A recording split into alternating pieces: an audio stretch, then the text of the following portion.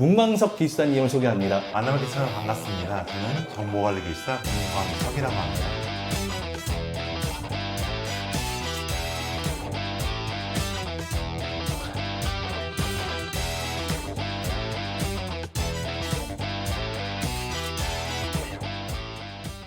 저는 지금 코리안리 재보험이라는 회사에서 다니고 있고요. 보통 재보험이라고 하면 보험회사 아니야? 라고 생각을 하시는데 보험회사는 맞습니다. 근데 많이 물어보시니까 그럼 너 나한테 보험 영업할 거야? 라는데 그런 건 아니고요. 저희 회사 같은 경우에는 보험회사가 되는 보험회사로 보시면 될 것 같아요. 그래서 저희가 보통 담보로 하는 거는 홍수, 지진, 차 침수 당한 그런 거 있잖아요. 그런 걸 많이 합니다. 그래서 이제 저희가 뭐 삼성생명, 삼성화재 같은 곳에서 이제 그런 보험을 받아서 저희가 그걸 보험을 들어주는 회사라고 보시면 될 것 같습니다. 보험회사의 리스크 매니지먼트가 되겠네요.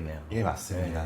우리 문광석 기술사님 가지고 계신 기술사가 정보관리 기술사 맞나요? 예, 맞습니다. 이 정보관리 기술사가 어떤 자격증인지 좀 소개를 해주실 수 있을까요? 예, 저희가 보통 알고 있는 기술사들이 뭐 건축기술사 그런 것처럼 기존에 있던 것처럼 구조화시키고 구조화된 걸 잘 만들었나 감리하잖아요. 소프트웨어도 동일합니다. 이 소프트웨어가 잘 만들어졌는지 이 요건이 잘 맞는지 이 맞다면 어떻게 만들어졌는지 보안 취약점이 있는지 없는지 그런 부분을 점검해서 정말 안전한 소프트웨어를 만들기 위한 한 과정이라고 보시면 될 것 같습니다. 그런 과정들을 감리하고 감독합니다.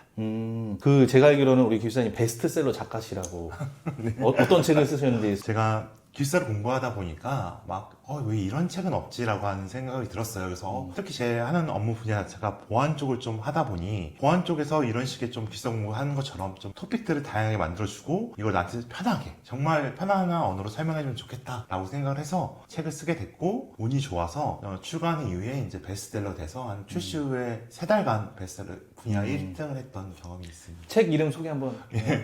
제 첫 책 이름이 키워드를 정리하는 정보보안 119 책입니다. 네, 뭐 삐뽀삐뽀 있지 않았나요? 예, 맞아요. 그건 두 번째 책인데, 네. 두 번째 책은 2023년도에 세종도서라고 있어요. 국가에서 가장 좋은 도서들, 양서들을 좀 뽑아서 이제 전국 대학 도서관이나 아니면 그런 공공도서관에 뿌려주는 게 있는데, 그게 보안 유일한 서적으로 선정돼서, 그게 삐뽀삐뽀 보안 119.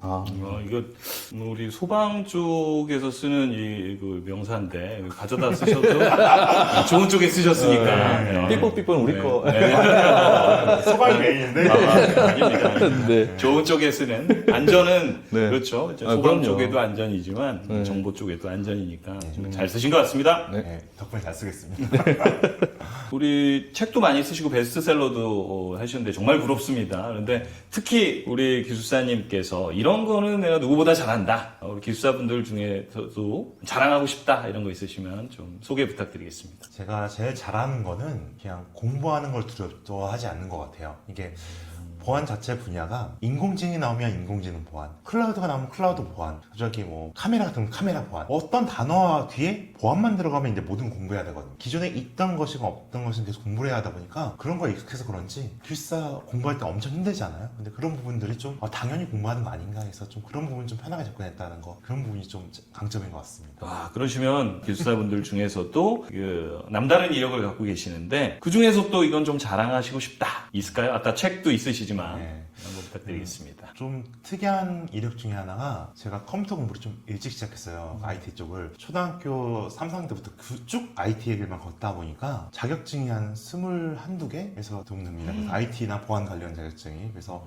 저희 지금 기술사인 정보관리 기술사부터 시작 이번에 SKT 사건 얘기 나왔던 것처럼 그런 국가에서 정보보호 관리 체계에 대한 인증을 줍니다. 그 인증을 심사할 수 있는 RSMSP 인증심사원, 그다음 개인정보 유출에 대한 평가를 할 수 있는 개인정보 영향평가 자격증 같이 보안 쪽 그런 자격증들을 많이 가지고 있습니다. 그러니까 제가 명함을 봤는데 자격증이 쫙 써 있는데 제가 읽을 수 없는 영어로만 막 써 있어가지고 이게 뭔가 싶었는데 그게 다 자격증이었군요. 예, 맞습니다. 근데 이게 죄송한데 우리 문광석 우리 기술사님 때문에 이번에 해킹 사건이 난 거 아닌가요? 해명 한 말씀 부탁드리겠습니다. 해명 아닌 해명을 드리면 이번에 전 국민적으로 관심 얻게 된 SKT 사건 같은 경우는 해킹 공격으로 해서 해외에 있는 해킹 공격으로 해서 그런 백도어라고 합니다. 보통 몰래 들어가는 뒷구멍, 개구멍 같은 그런 느낌으로 보시면 되는데 해커들이 그런 걸 만든 다음에 데이터를 거기서 유출시키는 경우입니다. 그래서 SKT 자체에서 해킹 공격 못 막은 건 아쉽지만 아무래도 고도화된 APT 공격이라는 측면에서 해커들이 작정하고 달려들었기 때문에 좀 그런 공격이 터졌지 않나 싶고요. 제가 SKT 담당자였으면 좀 더 열심히 했을 텐데 아쉽게도 네, 그 부분까지는. 근데 제가 궁금한 게 저희는 그런 거에 대해 잘 모르니까 해커들이 마음만 먹으면 사실 우리가 생각했을 때 SKT는 굉장히 큰 회사잖아요. 근데 그런데도 뚫리는 거 보면 저희가 개인적으로 사용하는 것들은 마음만 먹으면 다 뚫리는 거 아닌가요? 항상 보안의 그 진리로 나오는 말이 있어요. 100%의 보안은 없다. 100%의 안전은 없다. 마음만 먹고 공격하기 시작하면 언젠가는 뚫리게 되어 있습니다. 그러다 보니까 해커들이 얼마나 더 열심히 뚫느냐 아니면 그런 보안 담당자들이 얼마나 더 고생하면서 막느냐 이거의 싸움인 것 같아요. 정보관리기술사라는 거가 그런 해커들한테 막는 화이트 해커 역할 그런 걸 하는 건가요? 아니면 좀 결이 다른가요? 정보관리기술사는 사실 IT 분야 전 분야입니다. 전 분야 중에 일부 보안이 있는 거고요.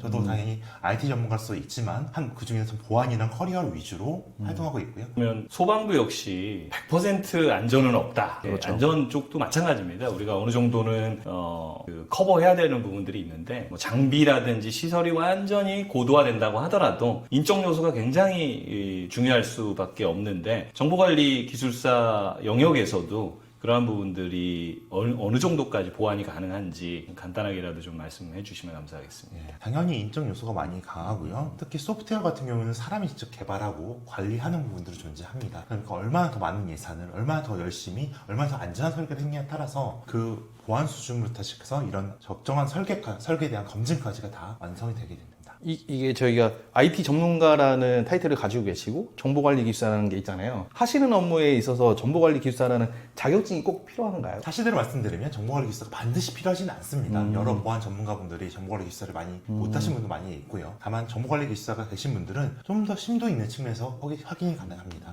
예를 들어 좀 더 상세한 설계, 그다음에 다른 분의 영향이 있지 않을까? 라는 다양한 인사이트에서 다양한 의견들을 주실 수 있기 때문에 그런 부분이 좀 더 유리하다고 볼 수 있고요. 반드시 보안 영역에는 뭐 기술사만 할 수 있다 그러지는 않습니다. 그러니까 저희 같은 경우 예를 들어서 어떤 면허를 내는데 기술사가 필요하다던가 어느 정도 규모가 있는 현장에는 기술사가 포함되어야 된다거나 이런 기준들이 있는데 그런 기준은 없는 건가요? 동일하게 그런 기준이 있고요. 저희 쪽에서도 정보 시스템 감리라는 부분이 존재합니다.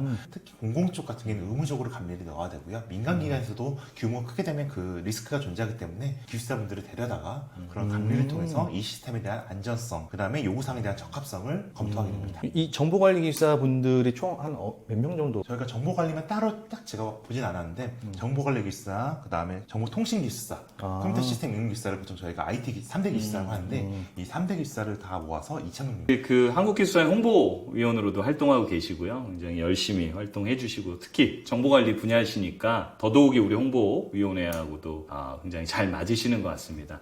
그런데 이런 정보관리 기술사님이나 IT 3대 기술사분들께서 가입률이 좀 저조하신 걸로 알고 있습니다.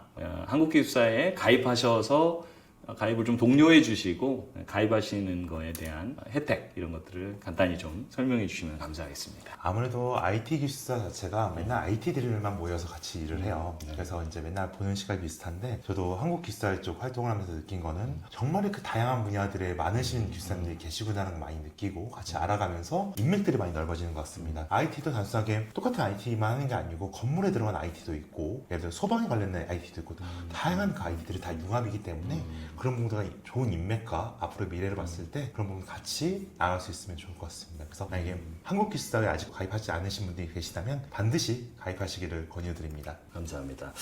그리고 한 가지 더 말씀드리면 저는 IT 분야의 기술사는 아니긴 하지만 AI 관련 자격증을 1급을 얼마 전에 좀 취득을 해서 AI 강의도 진행하고 있는데 그것보다 한국기술사회에서 진행하는 한국기술사회 회원들 중심으로 된 AI 네트워크 커뮤니티를 만들려고 하고 있습니다. 거기에 이제 같이 동참해 주셔서 그런 커뮤니티를 결성을 해서 계속적으로 변화하는 시대에 기술을 교류하면 좋을 것 같습니다. 꼭 말씀하신 것처럼 IT 분야의 분들이 핵심이겠지만 다른 분야의 우리 기술사분들도 융합되면 더 좋을 것 같아서요. 많은 분들 참여해 주시면 감사하겠습니다. 오늘 인터뷰해 주셔서 감사합니다.